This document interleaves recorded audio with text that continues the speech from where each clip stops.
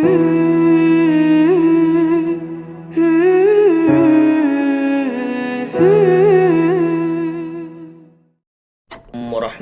wabarakatuh.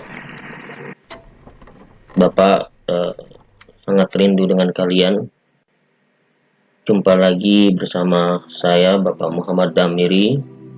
Kali ini, dalam kesempatan ini, Bapak akan membicarakan tentang Islam dan sains. Ya, kebetulan materinya adalah tentang Islam dan sains. Arti Islam dan sains. Apa sih itu Islam dan sains? Kita orang Islam sudah tahulah bahwa agama Islam adalah agama yang diturunkan kepada Nabi Muhammad SAW. Sehingga orang yang beragama Islam itu disebut Muslim. Ya, kita semua adalah orang Islam karena kita mengikut kepada agamanya Nabi Muhammad. Kemudian sains artinya pengetahuan yang berdasarkan pada proses sistematis nyata dan terbukti.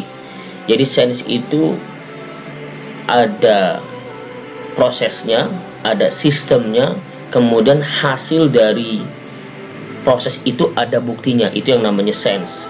Ya, ilmu pengetahuan alam. Kemudian orang yang menekuni bidang sains atau ilmu pengetahuan alam itu ya disebut saintis. Sehingga saintis Muslim berarti orang Islam yang menekuni ilmu pengetahuan alam. Pertanyaannya, apakah ada orang Islam yang menjadi seorang ahli sains? Oke. Tentunya sains itu ternyata sudah ada dalam Al-Quran.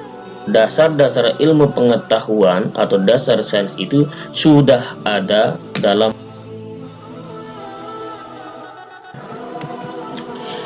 Bapak di sini akan berikan satu contoh ayat Al-Quran saja yang mendasari perihal sains. Padahal lebih dari 100 ayat ya mengenai dasar-dasar ilmu sains. Tapi di sini Bapak akan sampaikan satu saja. Awalam yaral ladzina kafaru anna as-samawati wal arda kanat fataqnahuma wa ja'alna minal ma'i kulla syai'in hayyin afala yu'minun. Orang-orang kafir, apakah tidak mengetahui bahwa langit dan bumi keduanya dahulu menyatu, kemudian kami pisahkan antara keduanya, dan kami jadikan segala sesuatu yang hidup berasal dari air, maka mengapa mereka tidak beriman? Ayat ini menyatakan ya bahwa sebelum adanya teori Big Bang, di dalam ayat itu sudah menjadi dasar bahwa dulu bumi ini tidak seperti ini. Ya, bumi ini percis apa yang dikatakan Big Bang Theory. Entah, saya tidak tahu apakah Big Bang Theory itu berdasarkan pada Al-Quran ini. Yang jelas, sebelum teori Big Bang itu muncul, ayat ini sudah ada. Ya.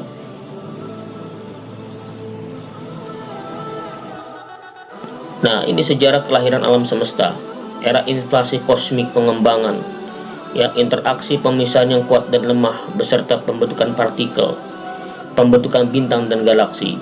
Nah, anak-anak, kalian mungkin pernah jalan-jalan ke planetarium.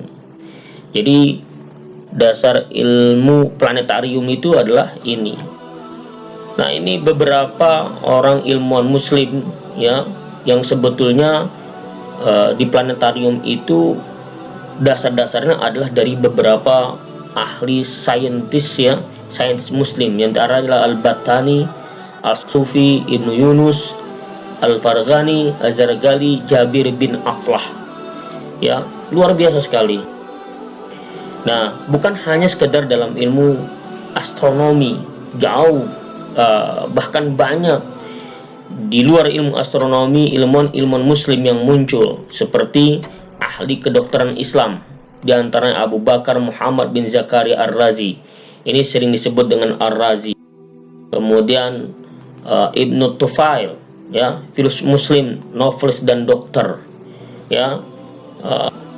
Kemudian Jabir bin Hayyan, bapak ilmu kimia, pendiri pertama kali lab di dunia, ya. Inilah Jabir bin Hayyan.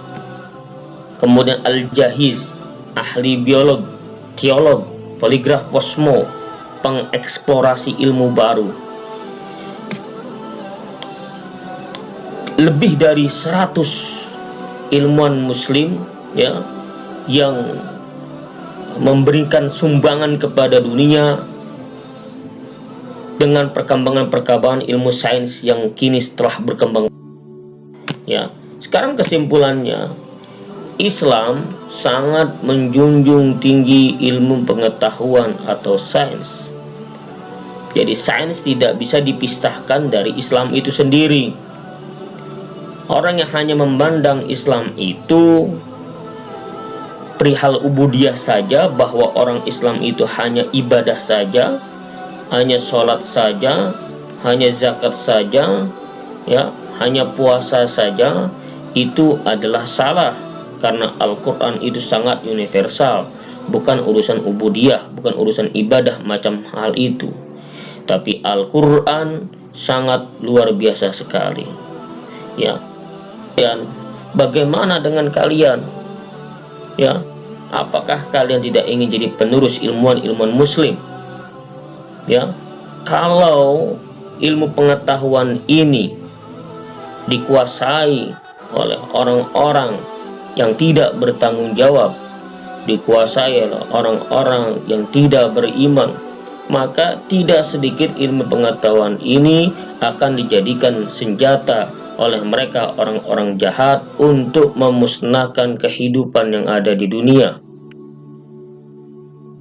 karena keserakahan mereka. Oleh karenanya orang-orang Islam ini harus ya mendalami ilmu pengetahuan. Orang-orang Islam jangan kalah ilmu pengetahuannya dengan orang-orang yang non muslim. Ya, inilah semangat kita, gairah kita. Jangan sampai